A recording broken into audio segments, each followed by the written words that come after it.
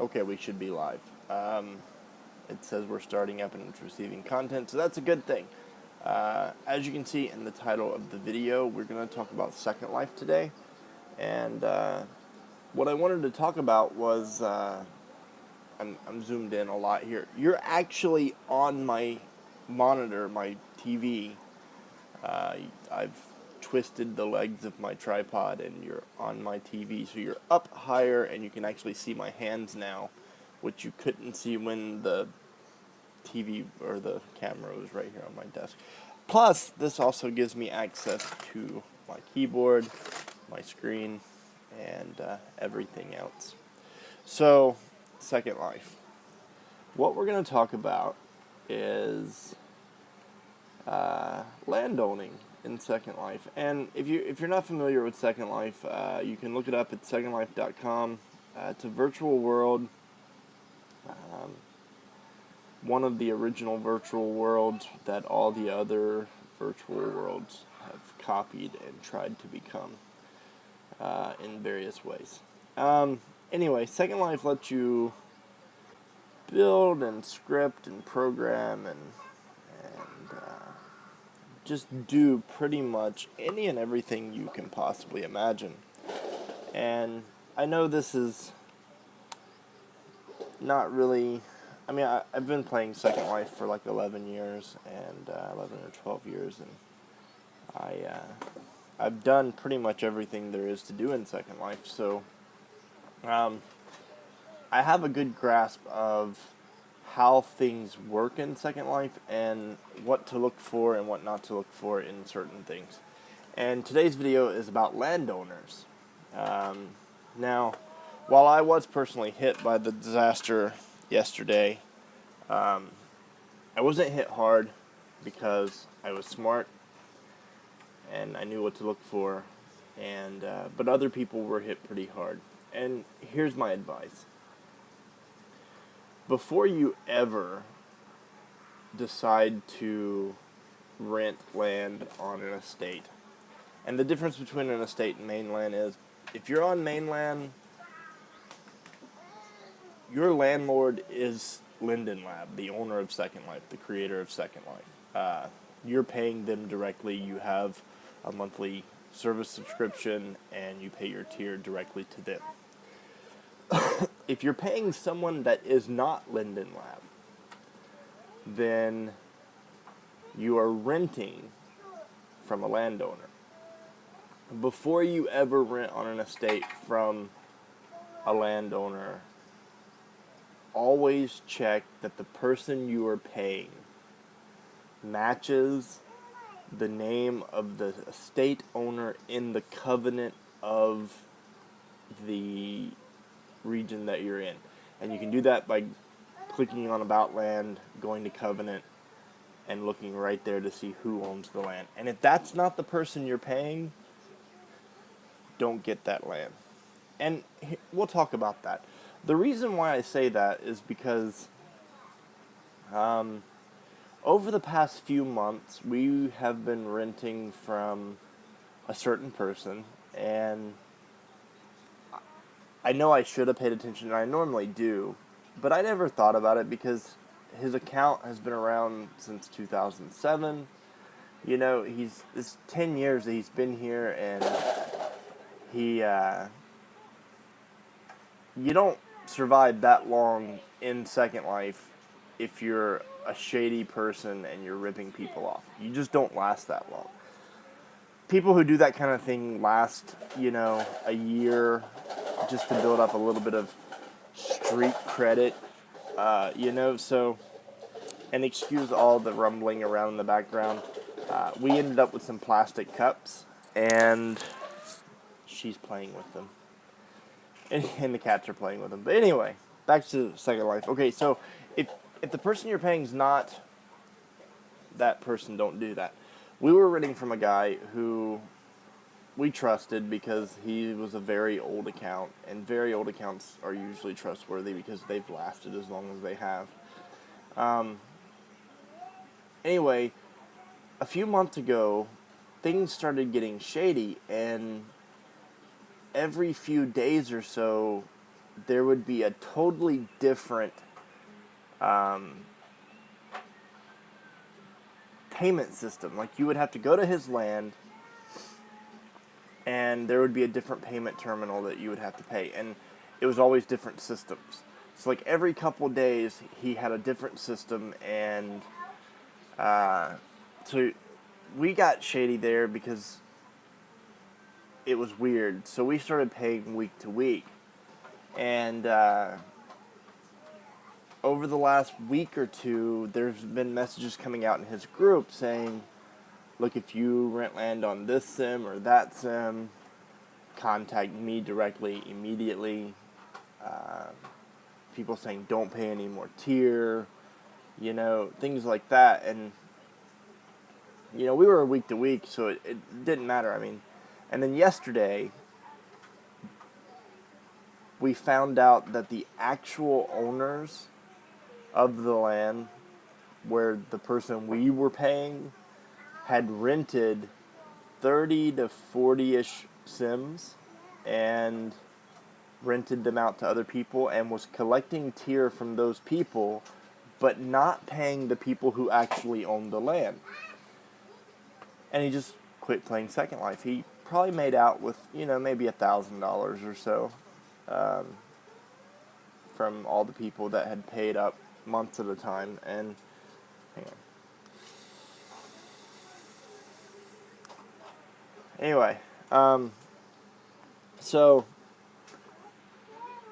all these people got hit, and then the people who actually owned the land were reclaiming the land.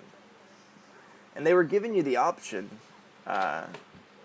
if you want to stay with us as renters, we'll find you new land. But the problem for us was the company that actually owned the region that we were in, they wanted to move us to another region and double our rent. And okay, I'm not paying double for the same thing that I've had for months. I mean, it's just not right. So one of the other people that the guy we paid was renting from, he had parcels the same size as what we had, and we went and looked, and they were cheaper than what we had originally been paying. So we ended up moving to a different company, and yeah. And people are freaking out, and by all rights, yes, but they're saying, oh, well, we'll sue this guy. Well, you can do that, but you're going to have to file a lawsuit and then get like a summons or some kind of legal document to force Linden Lab into giving you the details of the person that did this.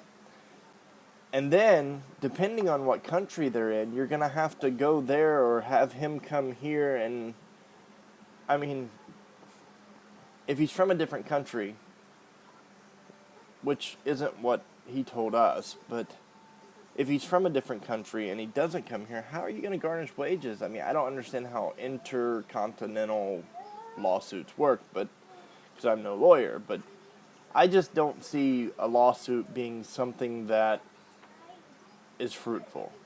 I think,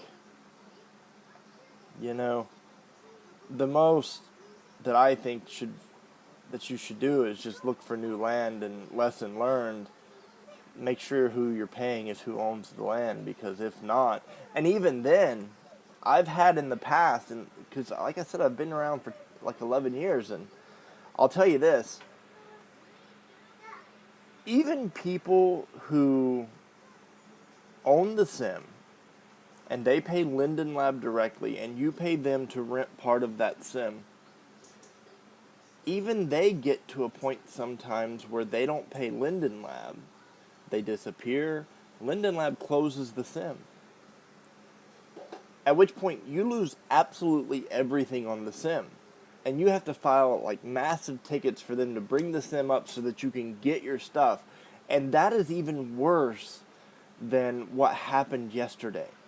Yesterday, the true owners of the sims allowed everyone to be there to collect their things and to move.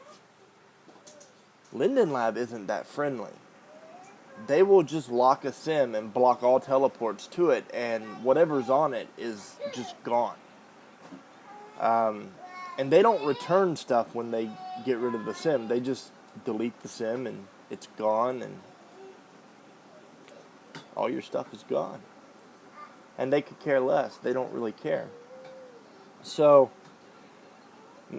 lesson learned.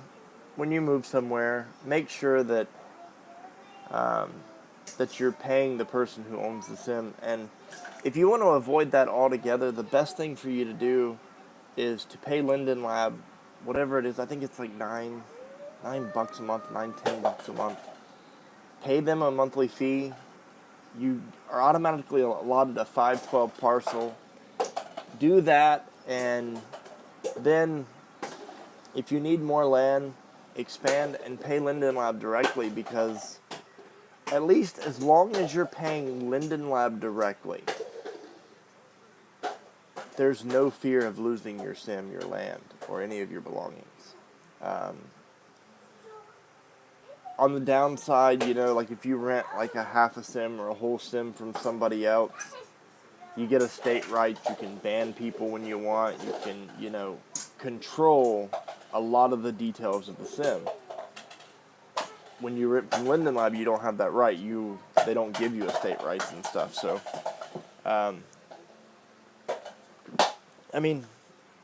just be careful.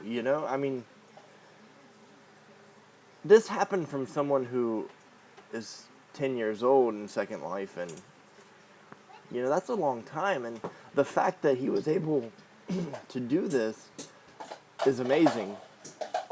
But you really have to like look and research and look into a company and ask around and ask people, are they shady, or have you had any problems? Because we've rented from people in the past who, were just outright hateful people, like, we're a business, so we open a store on a parcel, we take up a quarter of the sim. That's 1/4 of the sim. A sim is allowed 100 people. I should be allowed to have 25 people at any given time on my parcel. My business isn't that booming. I don't have that many people. But back in the day, we had enough people to where there would be 10, 15 people at a time in the store shopping. And we had landlords that evicted us and returned all our stuff and told us that we were causing too much lag with the number of people coming in and out of the sim. That's what a sim is for people to be there and leave and come and go. That's what it's for. And especially if you have a business, would they want their landlord, Linden Lab, to kick them off their land because they had people coming in to buy land? No. So you have to look around and ask people if they've had problems.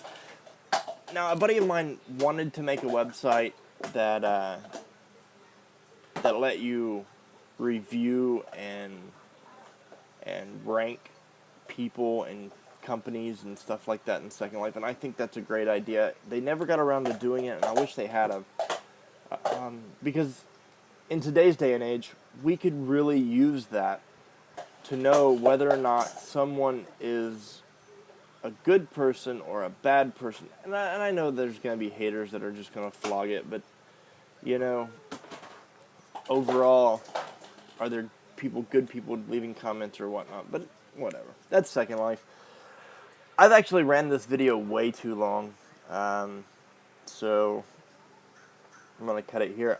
This won't be on VidMe because I've reached my limit, and it doesn't reset till Monday, so Everything's right here on YouTube, so I don't have to do much to that.